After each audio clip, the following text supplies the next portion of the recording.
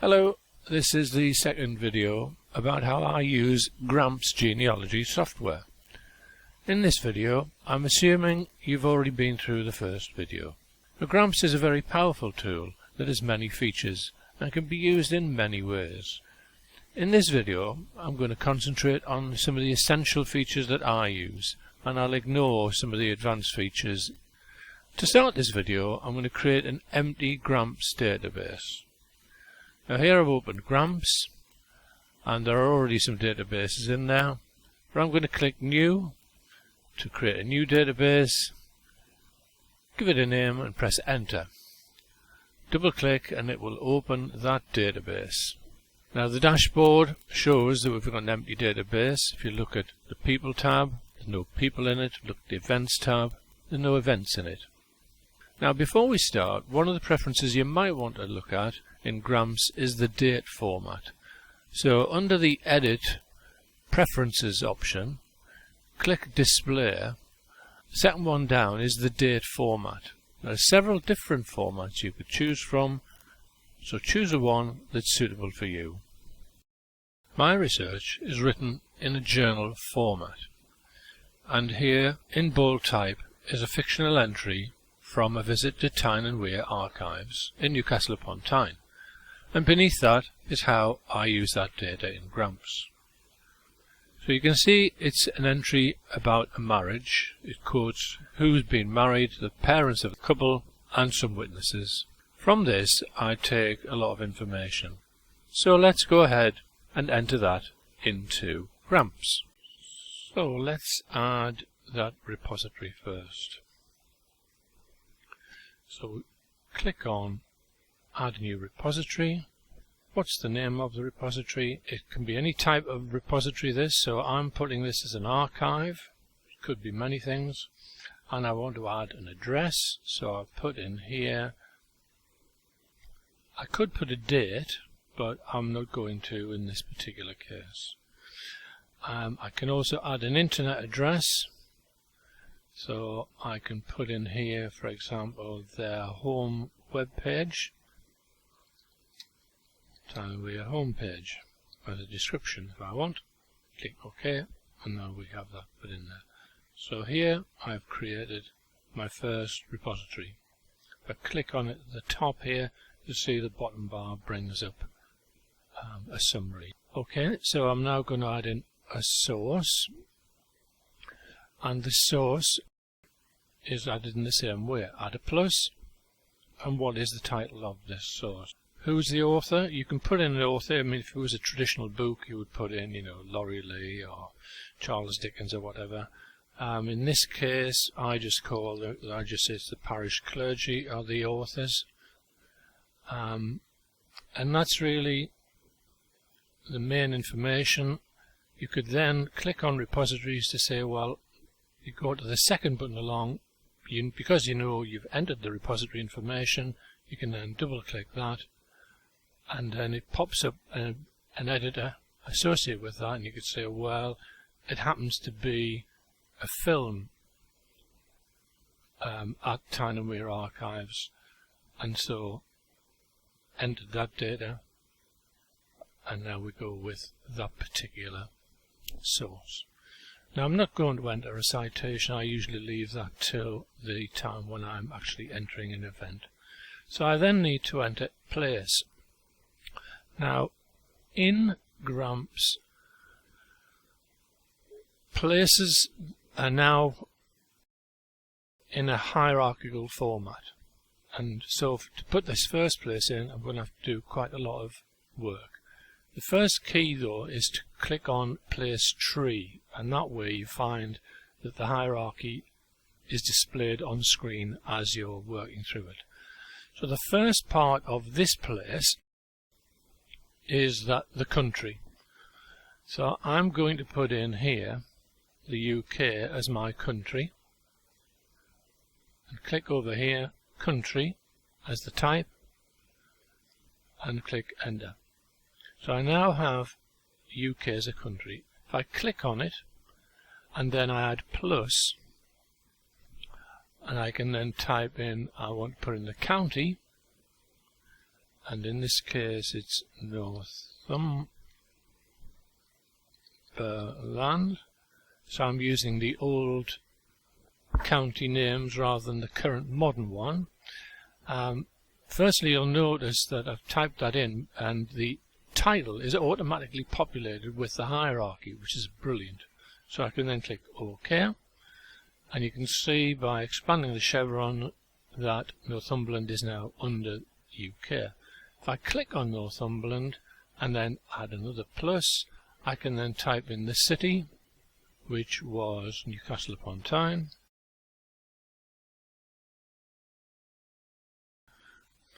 So there we go. We can expand again to get that.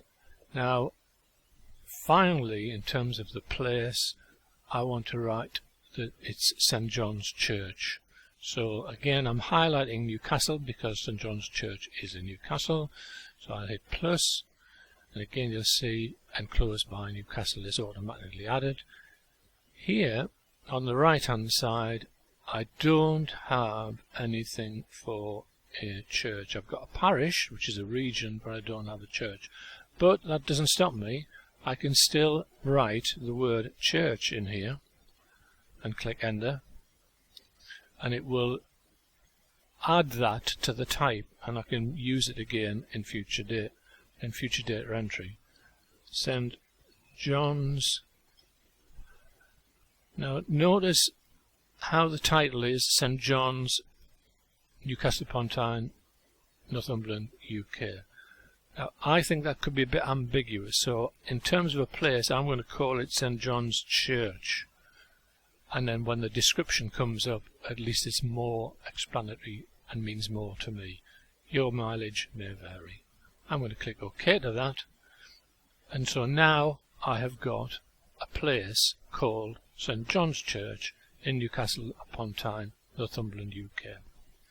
Now we did all that hard work, but of course in future any further towns and villages in Northumberland I can just add under Northumberland, or any further areas within Newcastle upon Tyne I can do likewise. So I've now added that as a place. I can now start looking at adding people. Now because this is a marriage event, what I'm going to do is I'm going to go to families, because families are usually husband and wife.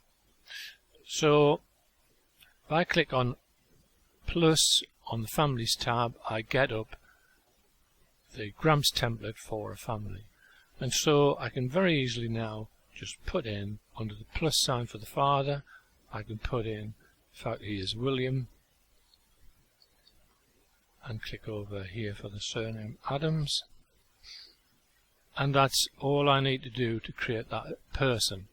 Do the same for the mother, who was Mary and her surname was Twaddle, and again there we are. So immediately we've now got a family. Now while we're on this screen, and because we're entering details of a marriage, over here under type of family we have a choice. It could be a civil union, it could be a marriage, or you may not know. It defaults to unknown, but of course in this case we're putting in a marriage, so we know they're a married couple. So let's change that, and that makes a difference in some of our reports. Click OK. We then have a family. Click on the family and you can see at the bottom we have who that family includes. Now then, I'm going to go to William and the people view, and then I'm going to go to relationships, and you can see from the relationships that we've got William at the top and his family, his spouse is Mary Twaddle.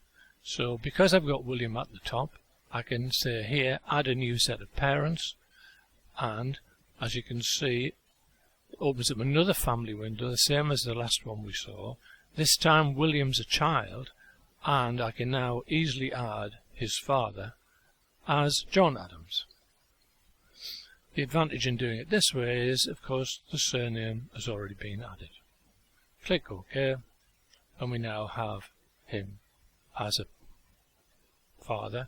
We don't yet know who the mother of William Adams was, but for now that doesn't matter, we're recording what we are finding out.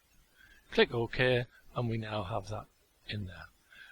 If I click on Mary Twaddle, I'm going to do the same for her. I'm going to add her father. So there's Mary Twaddle as a child.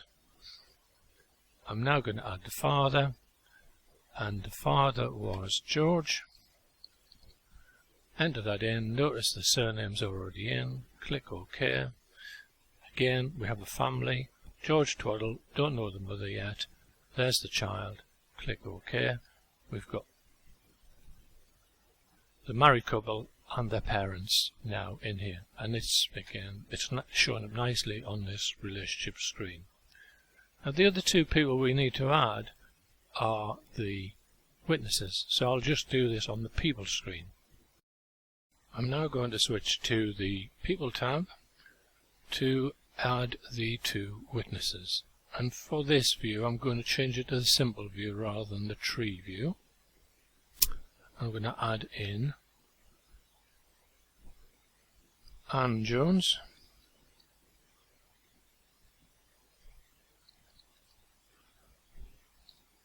now under gender, sometimes it's automatically populated, sometimes it isn't, so in this case I've added female and tapped OK, so Anne Jones is added, and then I want to add in John Twaddle,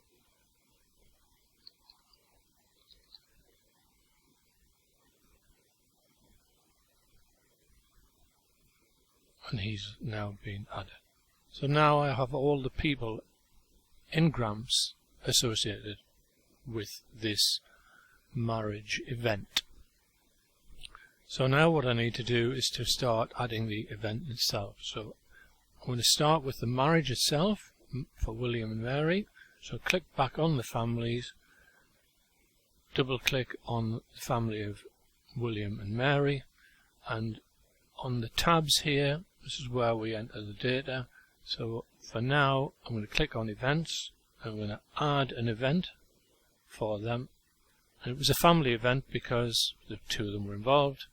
As you can see, the event reference editor pops up and it automatically suggests that you might want to enter a marriage, and then puts in the defaults for it being a family event, an event type marriage. So then because of this I can then just carry on and add the data I need. Of course, if I'm entering something other than a marriage, I can just click this drop down box and choose whatever I want. So here we've got the date of the event was the 30th of November. Notice the date field is in red until I put in something that looks valid. Now you don't have to put in the whole word November. Gramps will automatically do that for you once you have entered the date correctly.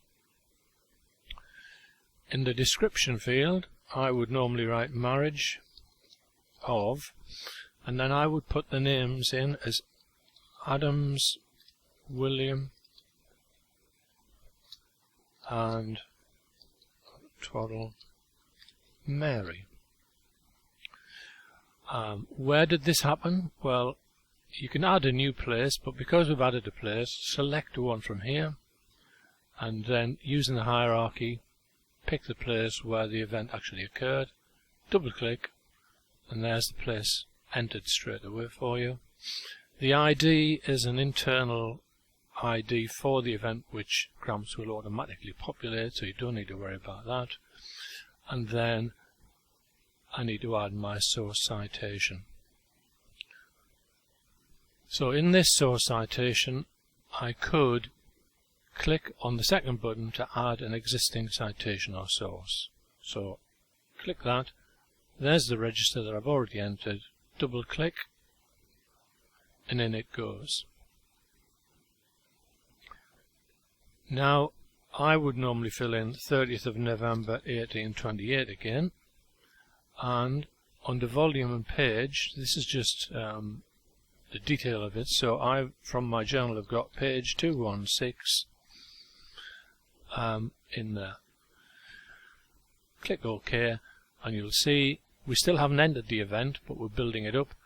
We've got the general information, we've now got a source citation, we can click OK if we want, and there goes the event into the family. Now as it happens, I wouldn't normally leave it at that, so I'll double click and open it up again, and I'm going to add some attributes. Now because I know that when I add an attribute to this event, it's helpful to add the source of the information, what I'm going to do is open up the clipboard within Gramps, which is a great time-saving tool. It appears in the middle of the screen, but I find that inconvenient, so I'm dragging it off to the top right, and I'm now going to drag this event over a little bit. Click on the source citation, and this is the source of all the information that I'm entering in this part of the video, this parish registry entry I've been looking at Tyne and Wear Archives. So I'm going to copy that by clicking on it and dragging it up to the clipboard. And as you can see now, the clipboard has that citation on it. And I can now use that.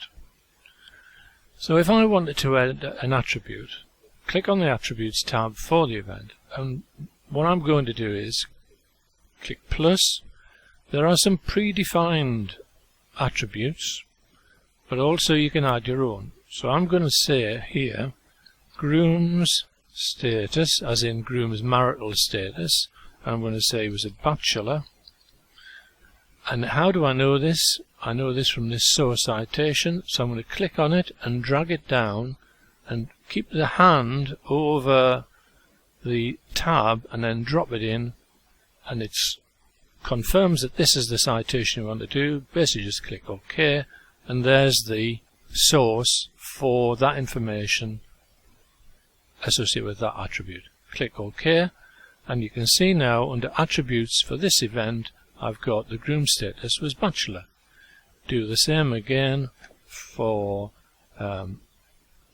bride's status, source, just accept it, click OK.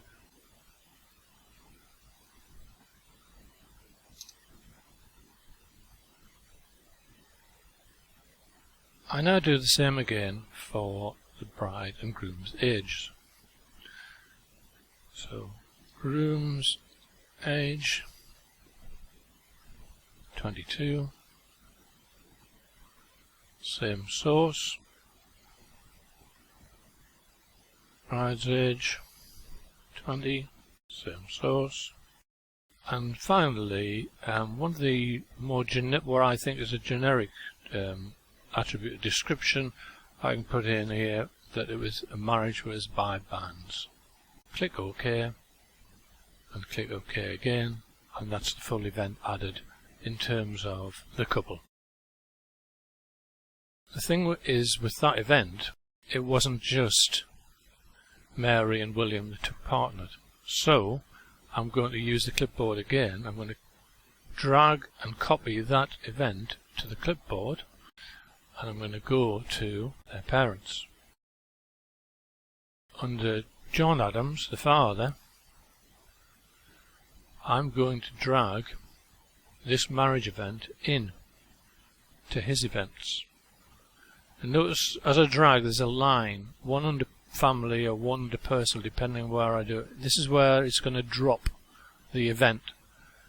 Now I'm dropping it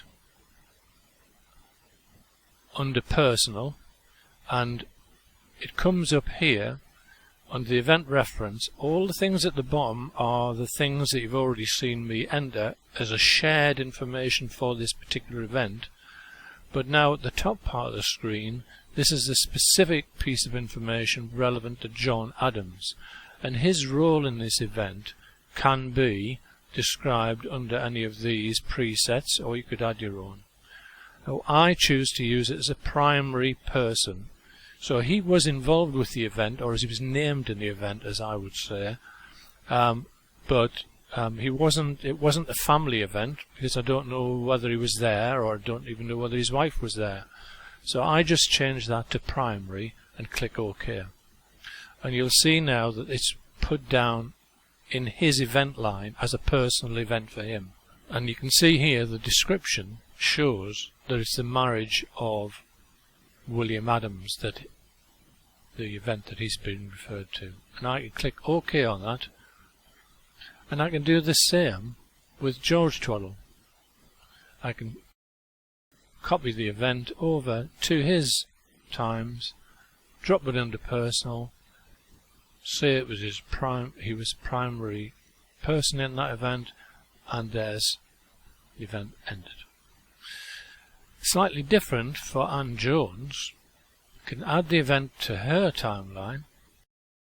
I know she was a witness, so I can click witness for the role and put that in as there. You see it comes up under the right hand column, witness. And John Twaddle likewise moved the event. He also a witness. Okay, so now we have the marriage event added to all the participants in the event. Okay, what else do we know from this journal entry? Well, what we know is that the father, John Adams, was a mariner. So double click from the people view on John Adams, click plus to add an event. Now, because we haven't put his birth in yet, Gramps suggests you might be wanting to do that, but we're not. We're going to put in an occupation event. You can find an occupation event from the drop-down menus, and you can put in here that it was the 30th of November 1828, and we can put under the description he was a mariner. And how do we know that? We know it because of this source citation again, so I'm going to drag that down. If you drag it over the source tab, it automatically focuses on that. Drop it in, click OK, and there's the source in place, there's the event in place, click OK, and we've got now here occupation of John Adams is a mariner. Click OK to finish off that entry for John. Now go over to George Twaddle, and we can add in his occupation. Another way of getting that is just by typing it. Occupation will auto suggest for you that 30th of November 1828, and he was a labourer. Again, the source gets dragged down here, drop it in place, click OK, click OK. There's his occupation. Click OK to finalise all of that. Because we know their ages, we know roughly when they were born. So double click on William, and you can add in here a birth event. Now then, because we don't actually have the exact date of birth, but we can put in a year of birth. So as he was 22, I would suggest he was born in 1806. Now you could just type 1806 as deduction from what you found, or you could put in ABT for about 1806, which leaves it a little more fuzzy, but maybe a bit more accurate. We can then describe this event and where we got this information from. Again, the same source, drop it in, OK. So, there we go. Now there's the birth event for William Adams. Click OK. And we can do the same with Mary Twaddle.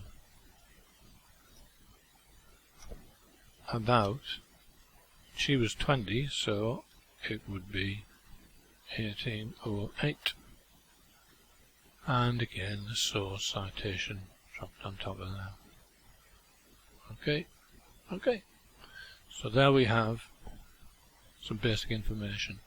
Now, later on in our research, we might actually find out more detailed information about the birth of Mary Twaddle. But at this stage, we don't have it, so we're putting in all that we know to date, and that'll help us with our future research, I'm sure. And the final thing from this journal entry was George Twaddle What we do know from this is he was deceased. So we could put in here a death event. And we don't know when he died, but what we do know is he wasn't alive in November 1828. So under the date we can take before, abbreviated to BEF, November 1828. How do we know that? We're at this source again. This is where we know it. George Twaddle. Click OK. And there we go. And as you can see on George's screen, you've got the whole of this death information now expanded out. Click OK and we've updated that. And that's about everything I can add from this one journal entry. Quite a lot, I think you'll agree. I'm going to end this video now, and in part 2 I'm going to enter an awful lot more data and show you how to create a website using Gramps.